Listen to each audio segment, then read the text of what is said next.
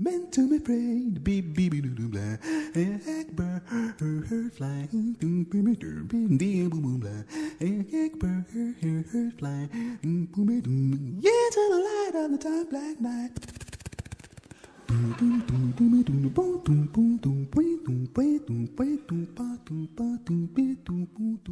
Sara Méndez Morales. Ella es antropóloga social, egresada de la Universidad Autónoma Metropolitana.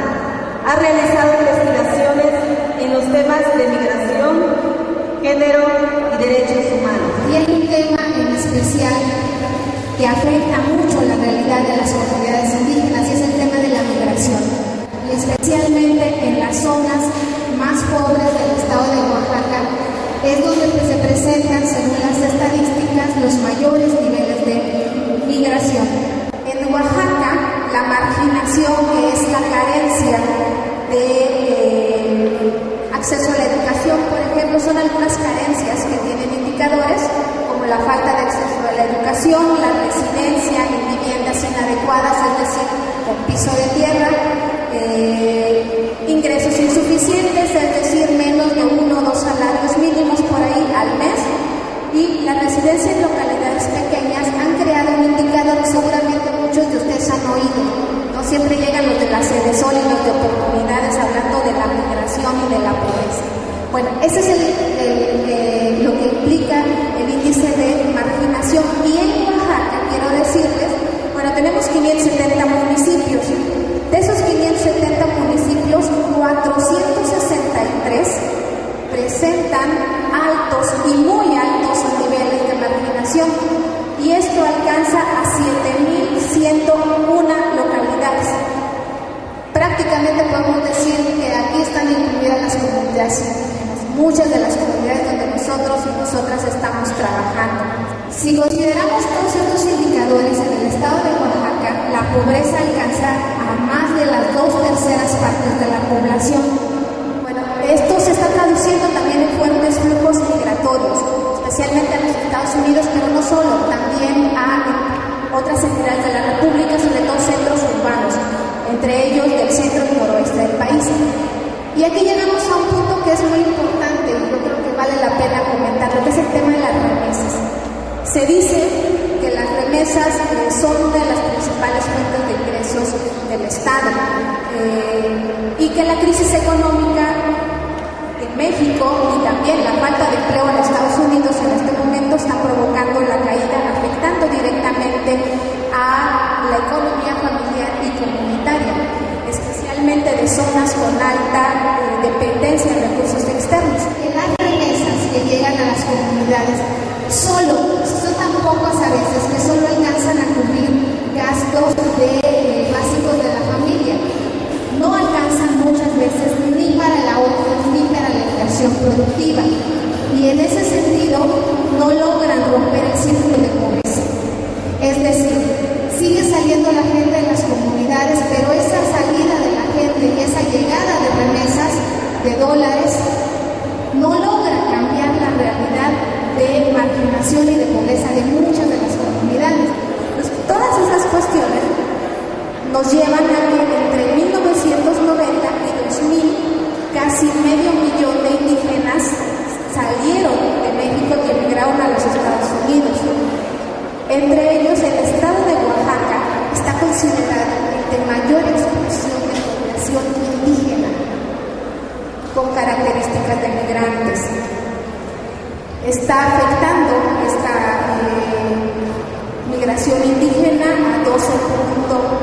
a nivel nacional, 12.7 millones de personas que hablan 54 lenguas distintas, y que cuando emigran a Estados Unidos quedan en una indefensión, especialmente en el acceso a oportunidades educativas y de salud. Hablamos no solo de discriminación, sino también de criminalización en el caso de los migrantes, porque no se les trata como trabajadores, sino como delincuentes, ¿no? Y eso me parece que es algo que tendríamos también que considerar. Y en el caso de la población indígena son, además, pues mucho más vulnerables por los bajos niveles de escolaridad, por la precariedad laboral, es decir, muchos de los con bajos salarios más bajos de California, por ejemplo, lo ganan los oaxaqueños, ¿no? Y además no tienen tampoco seguridad social. El incremento de la migración tiene un impacto muy fuerte en el despoblamiento de zonas completas. La Mixteca es un claro ejemplo. Coixtlahuaca, crecimiento negativo. Tepozcolula también, están bajando las tasas, incluso Oaxaca está perdiendo población en vez de ganarla. Entonces, esto también tiene que ver y impacta en la pérdida de la lengua materna, en la pérdida del patrimonio cultural, aumenta la participación en mercados laborales inestables, es decir, con bajos salarios, con pocas prestaciones o sin prestaciones, y debilita también a los mercados laborales y los mercados locales rurales, además de que rompe el tejido comunitario. ¿Cómo fortalecemos, cómo propiciamos la organización de las comunidades en el tema educativo? Tendría que ser más extensivo también en el tema de la salud, en el tema de la producción, pero bueno, por algo hay que empezar. El profesor José Antonio Girón López, él es hablante de la lengua Cesar, director de la Escuela Primaria Bilingüe, maestro en Educación Indígena, egresado de la UNACH, académico en el proyecto Educador Comunitario Indígena 1994-2001. Yo voy a compartir alguna experiencia allá en Chiapas, ¿no? En el año 2008, en la Escuela Primaria Bilingüe El Porvenir, es una comunidad netamente celtal, fue la primera experiencia que tuvimos allá, cómo se elaboran o cómo presentan el examen los niños celtales, no tan solo celtales, sino de todas las comunidades indígenas del país. En ese año pues nos dimos la tarea de conocer el cuadernillo que dejan en las escuelas, cómo son las preguntas, qué contenidos traen. Pero fue una sorpresa para nosotros, con todos los maestros que trabajamos ahí, que no tiene nada de contenido regional que se llama ahora, no tiene nada de interculturalidad, no tiene nada de lo que es diversidad en la educación, y es prueba homogénea. Entonces eso nos motivó para pensar mucho con quién acudirnos, con quién pedir el apoyo, ¿no? Con la Secretaría, con el gobierno del Estado, con el gobierno federal. Pero finalmente aterrizamos de que pues, ese no era cuestión del Estado, era cuestión federal, ¿no? Entonces también nos pusimos a pensar, pues es entrarle al gran dinosaurio, ¿no? Es con la Secretaría de Educación Pública. Entonces, el mes de julio de ese mismo año, elevamos nuestro reclamo como por discriminación lingüística y cultural de los niños indígenas. Y nos dirigimos con varias dependencias. La única dependencia que nos respondió fue el Consejo Nacional para Prevenir la Discriminación. Hasta el mes de octubre del mismo año respondieron las personas inmediatas, que es la directora de Educación Indígena, la Dirección de Evaluación a nivel nacional, la Coordinación Intercultural Bilingüe,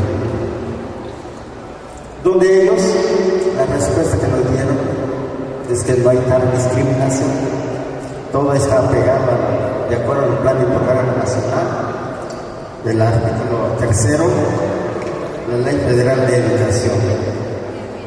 Entonces así fue la respuesta, y nosotros volvimos a analizar con el grupo y le volvimos a responder otra vez con otros artículos nacional e internacional, desde luego también con sustento académico, intercultural y educación de diversidad. Después de ahí, CONAPRED le formula 10 preguntas a la Secretaría de Educación Pública. De igual manera no volvieron a contestar rápido y más prórrogas. Finalmente respondieron en mes de marzo de este año, 2009, pues desde luego la respuesta de las 10 preguntas que formuló Consejo Nacional.